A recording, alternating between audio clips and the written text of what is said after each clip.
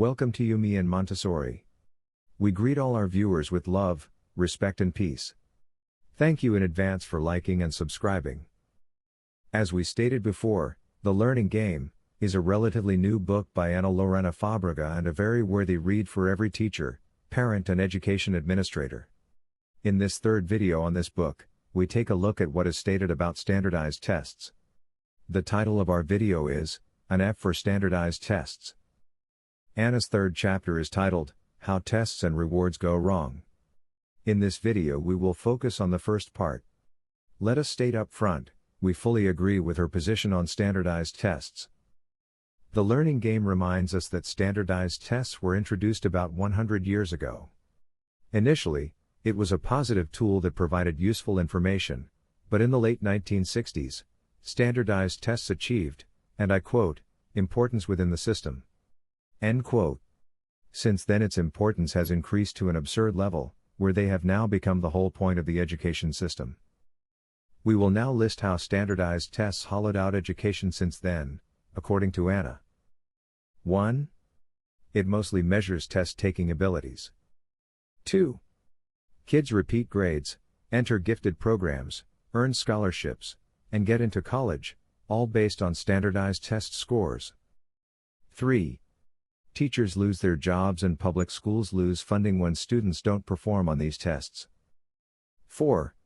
Schools are victims of Campbell's Law, according to which, and I quote, measurements destroy learning when they're set up as a goal.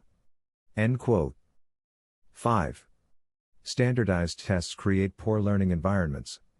And I quote again, kids spend much of the year in test prep instead of engaging in authentic learning experiences. End quote. 6. Tests can compromise the mental health of students. Every teacher and parent knows of this terrible affliction. Education has been turned into periodic bouts of anxious terror. 7. Tests do not reflect whether a kid will succeed in the real world. Cases are plentiful of highly successful individuals who were unsuccessful at school and/or dropped out of school. 8. Tests incentivize corrupt institutions. And I quote, kids, parents, teachers, schools, districts, and even states have been caught falsifying results. End quote. In addition, some schools are known to force out weak students in order to improve the school's chances to improve standardized test scores. 9. Students feel set up for failure. Montessori has written a profound critique of assessments. In her view, student work should be judged as a product of life and not as inanimate matter. The following passage covers a key insight of hers on the issue. Quoting, and on these marks the future of the student depends. So study becomes a heavy and crushing load that burdens the young life instead of being felt as the privilege of initiation to the knowledge that is the pride of our civilization. Let me add another quote, the young people are formed into a mold of narrowness, artificiality and egotism. What a wretched life of endless penance, a futile renunciation of their dearest aspirations. End quote. These statements from Montessori are from her book, The Discovery of the Child. Where to go from here? The Learning Game proposes a way forward out of the vice grip of standardized tests.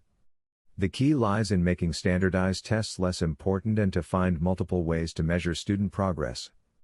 This should include portfolios, but it would be vital to find ways to empower students to show what they have learned in a way that suits their style. Of course we can extend the views on standardized tests to include all tests and exams. The problems with standardized tests as indicated by the Learning Game, are fully in line with our Montessori perspective. The solutions recommended are in line with Montessori views, except that the Montessori movement abhors all assessments, in favor of the alternate ideas, and more, put forward by Ana. Montessori's words on this are highly instructive, and I quote, my vision of the future is no longer of people taking exams and proceeding on that certification from the secondary school to the university, but of individuals passing from one stage of independence to a higher, by means of their own activity, through their own effort of will, which constitutes the inner evolution of the individual. End quote. Overall, this is an excellent treatment of a very pertinent issue in education and a worthy read in the original. In our next video we will focus on Ana's views on rewards in the classroom. And so dear friends, we have come to the end of our third video on the learning game. If you enjoyed it, please support our channel by subscribing and hitting the like button. Your opinions are important to us.